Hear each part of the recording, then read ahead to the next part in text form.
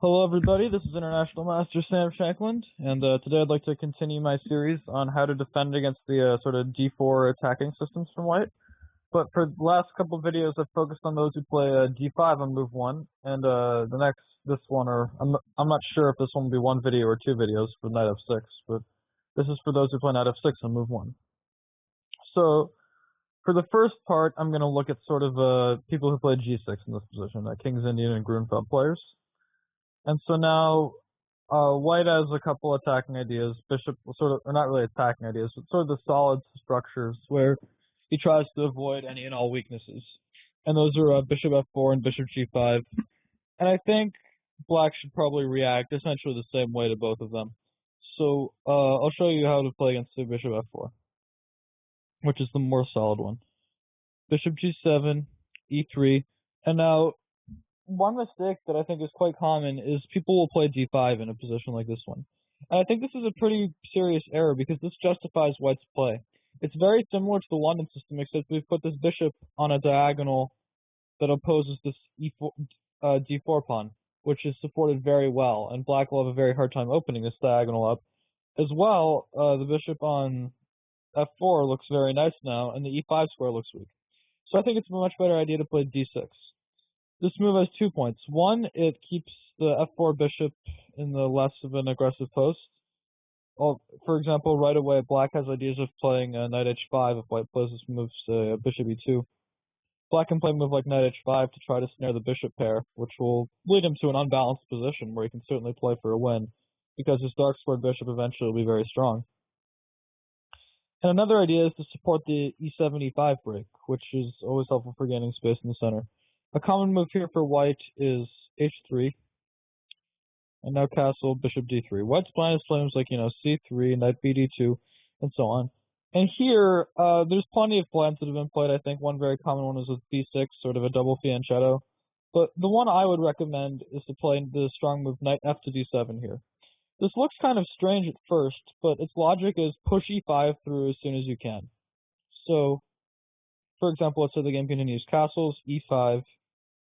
Of course, white can't take the pawn because now if bishop g3, there's a nice little tactic with e4, which forks the two pieces, and if bishop takes, b2 is hanging. So white has to retreat the bishop, and now something like knight to c6.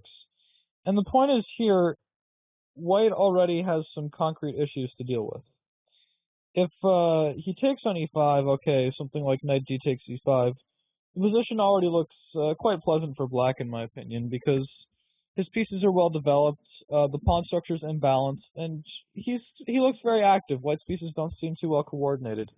And I think black he's not able to be confident of an advantage, but he certainly has good chances to play. It's not like a very solid position the way you usually get for white, where it's hard for black to really generate any meaningful play, and he often pushes too hard and ends up losing.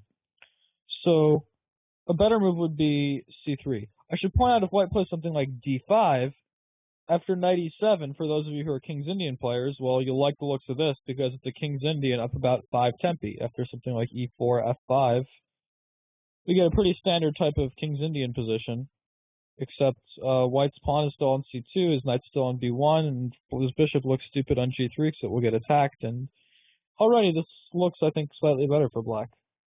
So that's not really something white wants to do, but if he plays the move c3, there's plenty of plans here. I think f5 is actually quite interesting. It's not for the faint of heart, but usually people who play g6 on the second move, asking for the King's Indian or the Grunfeld, tend not to be so faint of heart. So the idea is, of course, to try to push e4 through. If white plays a move like bishop c2, black can pretty comfortably play e4. f4 is also a thought, but to try to shut down the bishop. But I think e4 looks more than sufficient. Knight d2, and let's say knight f6. And it's very important that black keep this pawn on d6 to restrict the dark squared bishop. And okay, black certainly has some chances to play this position. It's not like a it's not so solid for white. It's hard to find a plan for him. And eventually a plan with some sort of knight e7, g5, knight g6, and try to attack might start to come into play. Also, if white ever plays a move like f3, black can take, and now he has play against this weak pawn on e3. He might even consider fixing it right away with d5 because it looks like he's got the e5 square pretty well under control. And the pawn on e3 is quite vulnerable. And if white takes with the knight, of course, black doesn't play d5 now because e5 is attacked, but a move like rook to e8. And really, only black could be better in a position like this one because white's pieces seem quite passive and black has good play against the backwards pawn on e3. So the real testing line would be something like d takes e5 and then e4, trying to exploit the fact that black has made a move like f5 and has moved his knight away. But I think even here, black's position certainly looks playable enough. Knight c5 even, check, king h8. And okay, there's some saying every Russian schoolboy knows to capture with the pawn. But luckily for me, I'm not Russian, so I'll find the best move with bishop takes f5. G takes f5 was interesting as well, but here I think white's control over the d3 square. He'll play moves like e5 and knight d3. These fully compensate for any structural defects he has. White's a bit behind on developments, and I think black certainly has a pleasant enough position here. It's hard to see how white's going to deal with this initiative coming on. And even if you don't personally think that black is any better here, which is it's quite possible the position objectively is equal, that it's clear what black can play for an advantage here. He can play for a win. It's not one of these super solid setups white can pull off where you can never really win. So I think this knight d7 idea is very strong.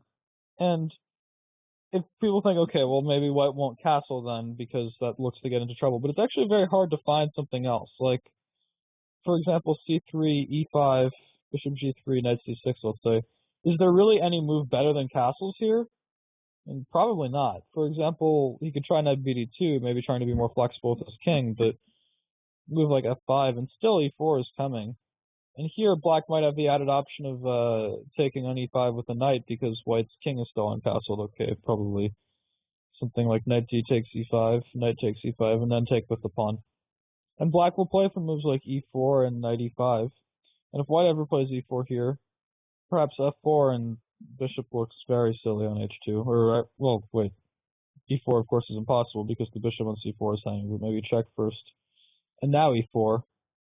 Okay, f4, and this position certainly looks playable enough for black. His dark-squared bishop is passive on g7, but the same thing can be said of white's dark-squared bishop on h2. And black has more space on the king side, and every reason to think, maybe someday he can start to play this position for a win. He's not better yet, I don't think. Maybe a little bit, actually, because the bishop's so bad, but there's certainly going to be chances for him, unlike in sort of the generic white positions. So I think this would probably be the best way to play against it in this sense. So going back to when white plays bishop f4, another system is to play bishop g5, and I think black should basically play with a similar plan here. And in this case, white has an added option. Really, if he plays e3, I think something like castles, and bishop d3, g6. I think here black can play for moves like knight bd7 and e5. He doesn't have to play knight fd7 because white doesn't control e5 as well. Also, knight fd7 would pin the e-pawn. But okay, something like castles, knight bd7, and black will play for e5, and I think he shouldn't have too many problems. But white does have an added option of playing knight bd2 here, with the idea of putting the pawn on e4. So this is sort of a mixed blessing. White gets more space in the center, and but also this pawn on d4, which just sort of like fundamentally seems strong, so the strong point of white's position, can come under attack easier.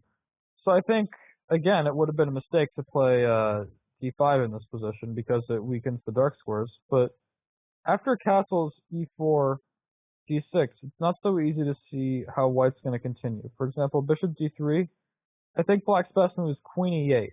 And his idea is very simple. He wants to play e5. Castles e5.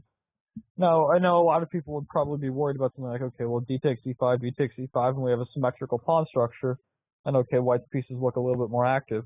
But really, I think black is very solid here. White doesn't really have many prospects of doing much, but black has this idea of putting the knight on f4 really quickly, and he's the one who can play for an f5 advance.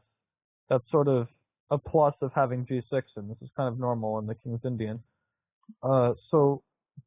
And if white doesn't play d takes e5 after something like c3, knight c6, this position certainly looks acceptable for black. He has strong pressure on the center.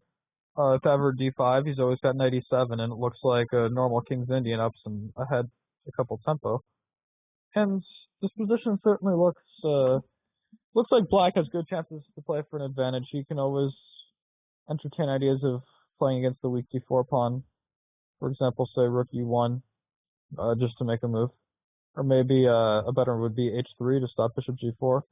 Now black maybe will play move knight h5, which puts pressure on d4. And he's also getting ready to maybe jump into the f4 square. And I think, okay, black certainly doesn't really have any advantage here, but there's good prospects to play for a win, especially if white tries to play passively, like they often do in these setups. So this is how I would approach the bishop g5 way. Note how in both cases the real point was to play d6, e5, and try to still play on the dark squares in such a fashion. So it looks like that was only 12 minutes of video, so I'm going to also in this video go over for those who are Nimzo players or similar with e6. Okay, normal move in this position would be something like c4, but okay, if white plays something like bishop g5, I would suggest hitting him with c5 right away, e3, and b6. The idea is to put this bishop on this diagonal, put the other bishop on e7, and sometimes trade on d4. So let's say a normal position happens. Well, I'm just going to make some normal looking moves for both sides.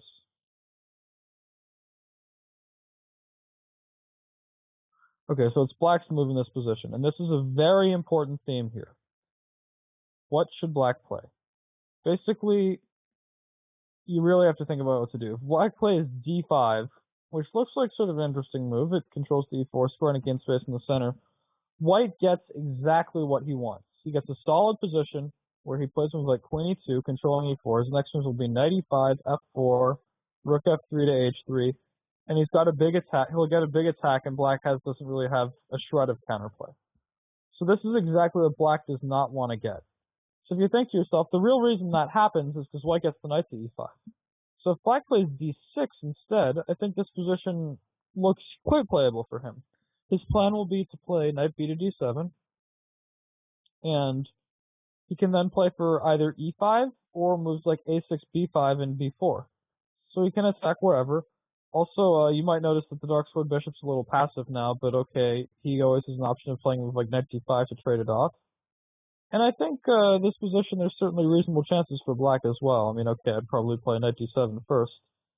And e5 is always in the air, and black's light squared bishop looks very strong.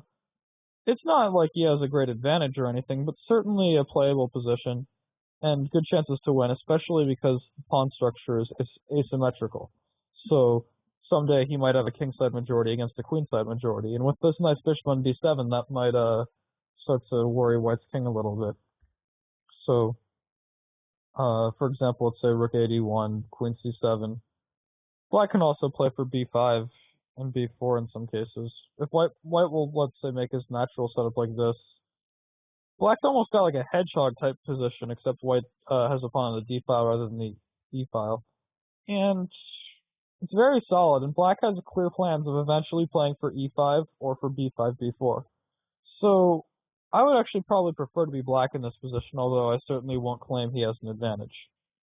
So hopefully that would be a good way to play against this sort of bishop g5 stuff. And if bishop f4,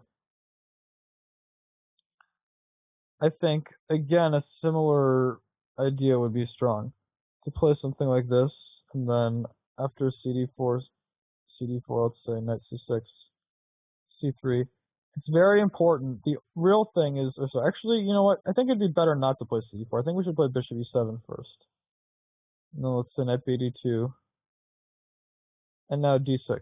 So again, black has ideas of playing knight h5 to grab the bishop pair. This will probably make white waste a move with something like h3. And now I'll play cd4, and say knight bd7. Bishop d3, castle, castle, d6. And again, we have a very solid position for black where he can embark on many plans, and the imbalanced pawn structure promises him reasonable chances to win the game if he outplays his opponent. But the real point is that this pawn is on d6, not on d5. That's why this video is different from the first two in the series, is because black hasn't yet committed to the pawn on d5. But while sort of the pawn being on d5 rather than d6 may be a concession, it's also a concession that black played e6 on the second move, which blocks the light square bishop in. If you remember back to the first videos, the light square bishop always ended up outside the pawn chain. So in this case, we need to find a good diagonal for him. That's why, luckily, we've got the d5 pawn pushed back to d6. Likewise, if black plays g6, so the King's Indian setup, that's not exactly optimal against c3, e3, d4. So that was also a concession, but in that case, we also put the pawn on d6 rather than d5, and quickly played for e5.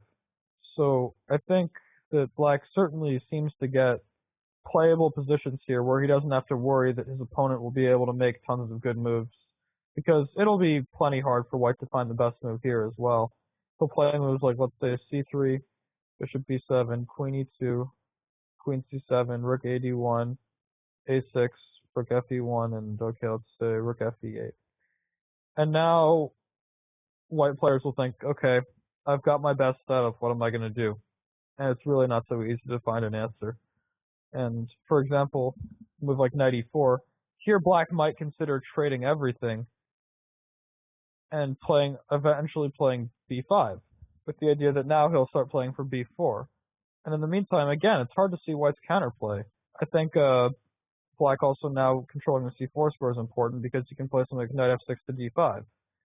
And or even try to put the knight on c4 to provoke weaknesses on the queen side. And it seems like black certainly has a lot to play for in this position, and white doesn't have any real plan, so to speak. If he ever plays d5, black will comfortably meet it with a move like e5. And already black looks to be clearly better because he's got more space. He'll be pushing in the center. And this is basically not what white wants. But if white doesn't trade knights, it's hard to find a good plan for him. So I think that it's really nothing to worry about. And if you play this setup, you certainly won't get into trouble the way sometimes people do if they played d5 in one of the first few moves. Like if black were to play d5 in this position, he should not be surprised if he gets to an unpleasant position later on. So that will conclude my series on how to play against the white d4 attacking systems. I know these won't actually be published for a while, but I hope you enjoyed them. So thanks, and until the next time, this is Sam Shanklin signing off.